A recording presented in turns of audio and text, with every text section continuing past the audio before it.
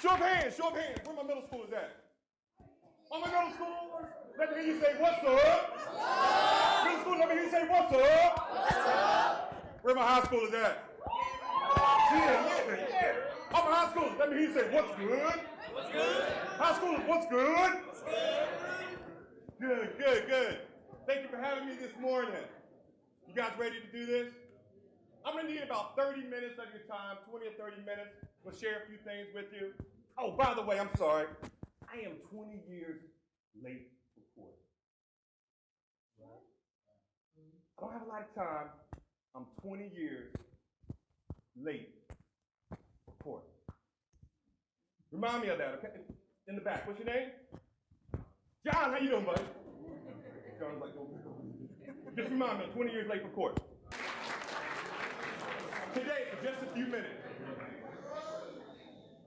I'm going to talk to the middle schoolers and the high schoolers about having a plan A, a plan B, and a plan C. I want to share with you today about a story of a young man who loved God so much and got kind of sideways. Life didn't work out the way he thought it was in high school.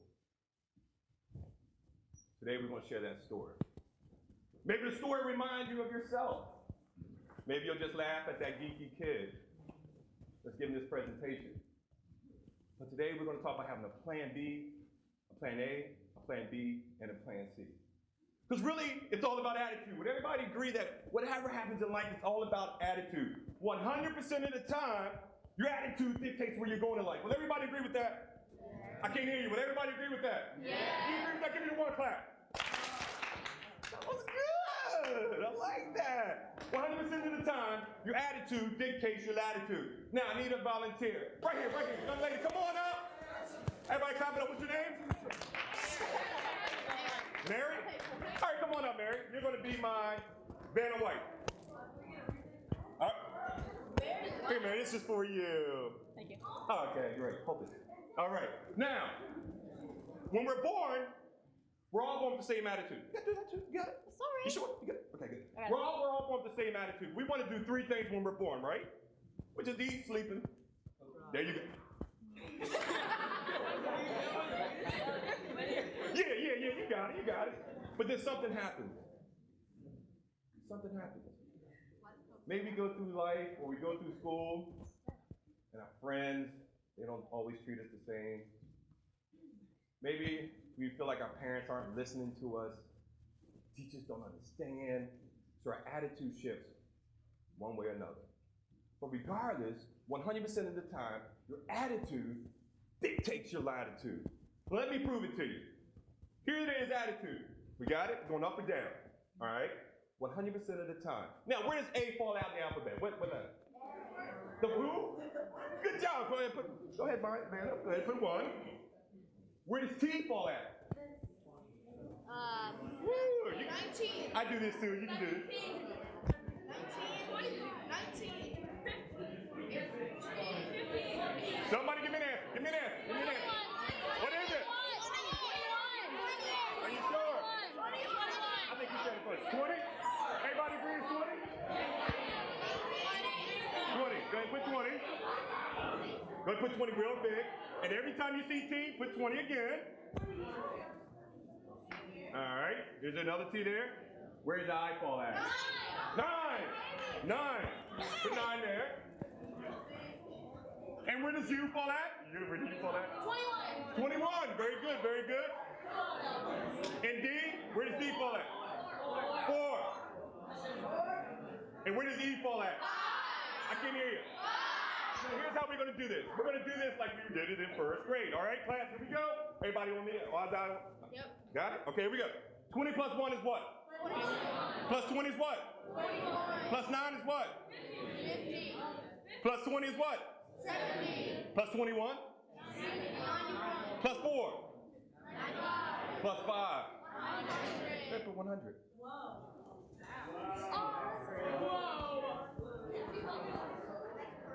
100% of the time,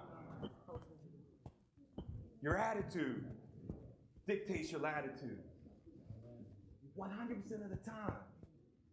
And God's not asking us to be perfect. just asking us to have the right attitude. So my question is to you today, what is your attitude? Positive. Who said that? I gotta watch that kid. Is your attitude, because attitudes are contagious, is it worth catching? Yes, sometimes. Is your attitude worth catching? Anybody know what swag is? What is swag? You know what swag is? What is swag? What is swag? We always talk about it. What is swag? Here it is. Here's what I love about King David, because he has swag. Strongly walking alongside God. David has swag.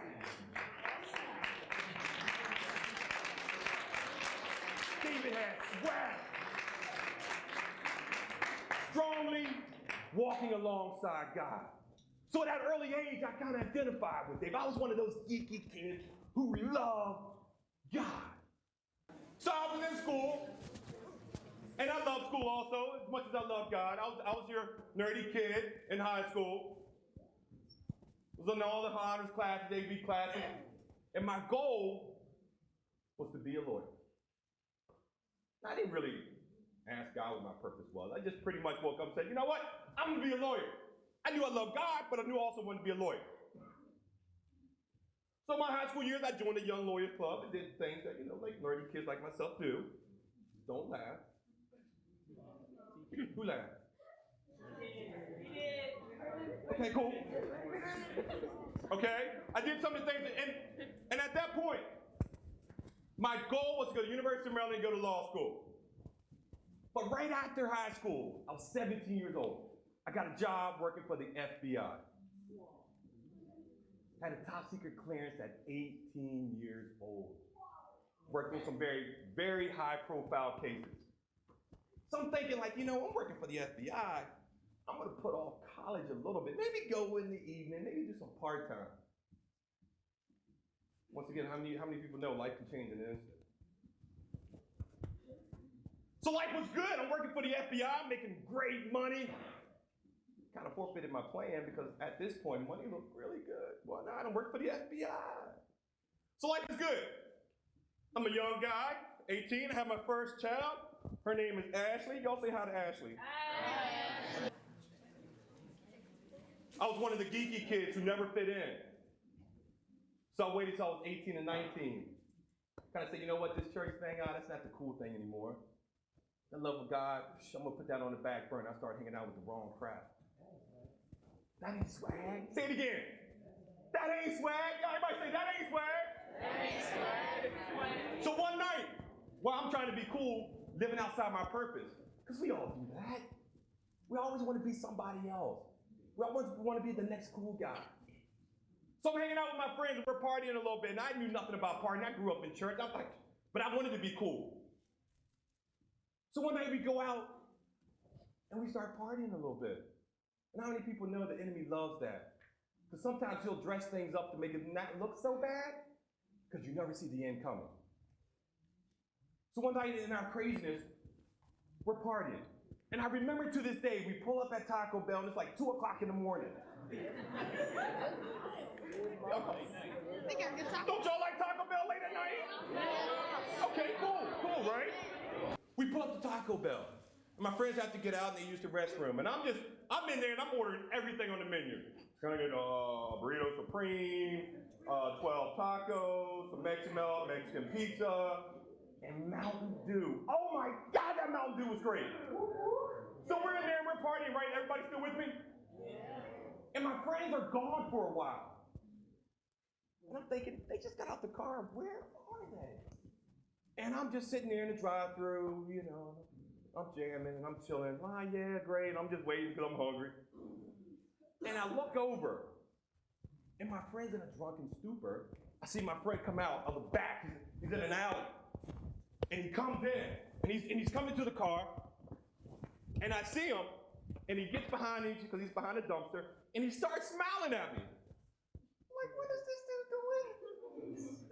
And I'm like, come on, I'm hungry, Taco Bell. He's like, he has this huge rock in his hand. There was this little place right next to the Taco Bell. He decides, just to be funny, he's gonna take this huge rock, boom, and throws it through this window. Does anybody know what that's called? Vandalism! Now check this out.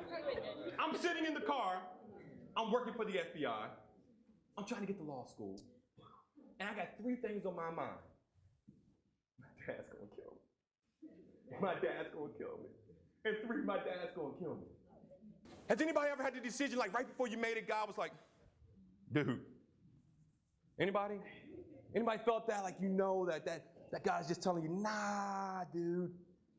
Well, I ignored that. Thank you very much. I ignored that. And I let those guys back in my car. You see, at some point in life, if we're not careful, we don't stand under the protection of God. The enemy will send people that will rob your dreams. And for me that night, I made one decision that ultimately changed my life. I let him in the car. To make a long story short, we ended up on the other side of the law. Top secret clearance. What do you think happened to it? Six-figure income. What do you think happened to it? All those years preparing in school, being that great kid, that kid who loved God. And now I'm stuck. But guess what happened? I didn't go to college.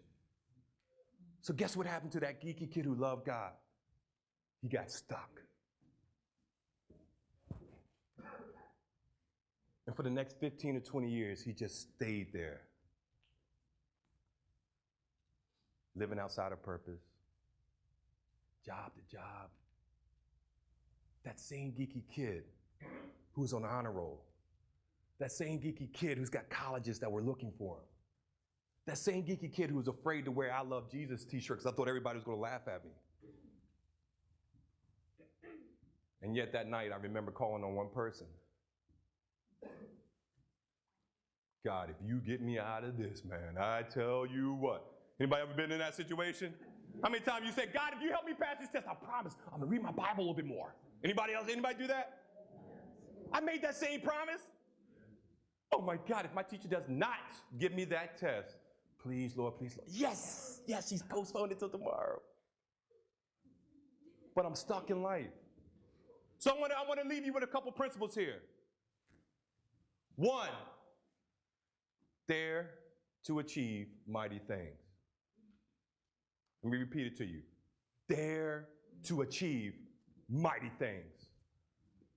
Two, if you look in the Bible, God uses young people. He used Samuel, he uses David, Jeremiah. My question to you, Jesus, what are you doing today to prepare for your purpose? 6th, 7th, 8th, 9th, 10th, 11th, 12th. What can you do today that will make a difference? Swag. Strongly walking alongside God. Somebody repeat that for me. Swag. Strongly walking alongside God. Let's say it one more time. Swag. Strongly walking alongside God. You guys have been great. I'm Anthony Mason. I'm asking you to dare to achieve mighty things. Thank you, guys. Thank you. Can you clap for me? Can you clap for me?